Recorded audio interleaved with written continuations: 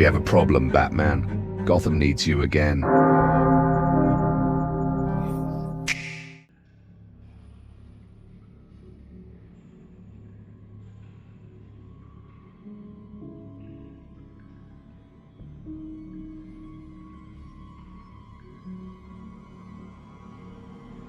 You carry conviction in your voice, yet instability in your eyes.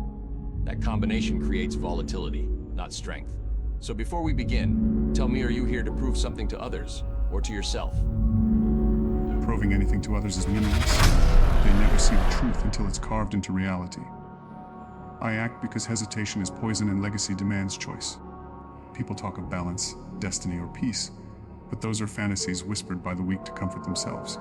I pursue clarity. I sever doubt. I reject every chain that tells me who I should be.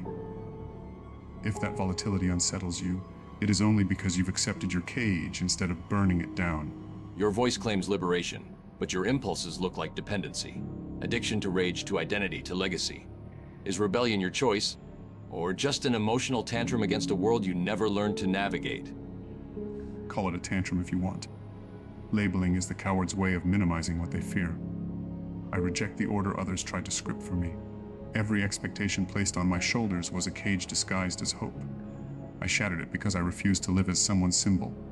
Rage is not my prison. It is my fuel. Through destruction, I find clarity. Through rejection, I find self-definition. If the world wanted a quiet, obedient puppet, it should never have taught me how to see its hypocrisy.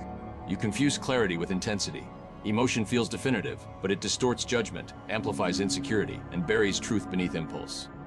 Tell me, when the anger fades, what's left of you?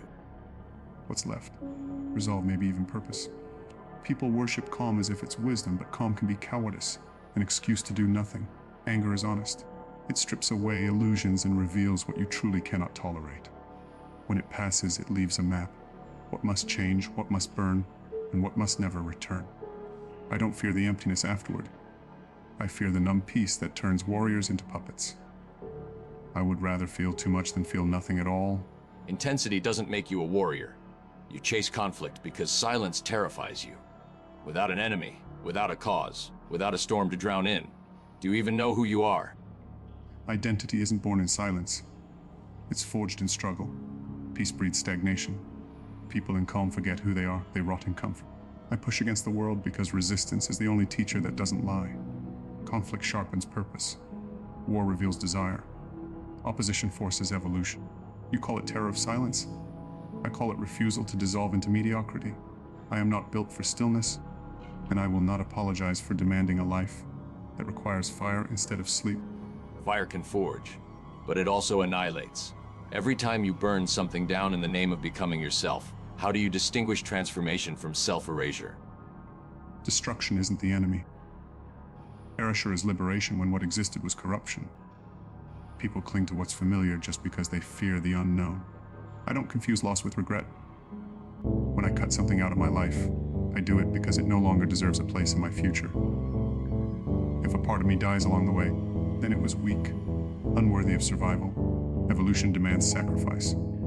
To become something greater, I must kill what tries to hold me back, even if that something was once me. You speak of evolution, but everything you describe is reaction. You define yourself by what you break, not what you build. If resistance vanished, could you stand on identity instead of rage? Maybe identity is never built, it's carved. Why should I pretend creation is the only noble path? Destruction is its twin and its teacher. I don't fear building, but I refuse to build atop lies, weakness, or nostalgia. If one day resistance dies and the world no longer presses back, then I will create something worthy of the fight I endured. Until then, my identity is motion, forward, unrelenting, uncompromising. Rage is not my definition. It is the hammer that breaks the shell. Then here's the uncomfortable truth: you don't want peace. Not because peace is weak, but because peace would expose how little of yourself remains once the rage is gone. Is conflict your purpose? Or just your hiding place? Conflict is a forge, not a mask. If peace ever comes, it must be earned, not inherited. I don't hide in war, I confront. Peace without struggle is delusion. A quiet lie that eventually collapses and takes everyone with it. If that makes me a villain in the eyes of those who worship comfort, so be it. I would rather embrace the scars of battle than drown in the gentle suffocation of ease. Better a painful truth than a tranquil lie.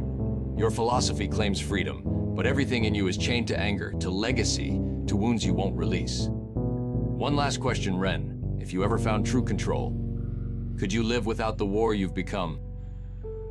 Control isn't the end of war. It's choosing the battlefield. If I ever reach that point, I won't fear stillness, I'll shape it. Until then, I won't pretend I'm healed just to make the world comfortable. I'll fight, I'll break, I'll rise, and one day I'll stand without shaking. If peace waits there, I'll face it. But I won't rush toward a silence I haven't earned. Then you are at war with the world, and with yourself. Better to battle my own darkness than surrender to a light I don't believe in.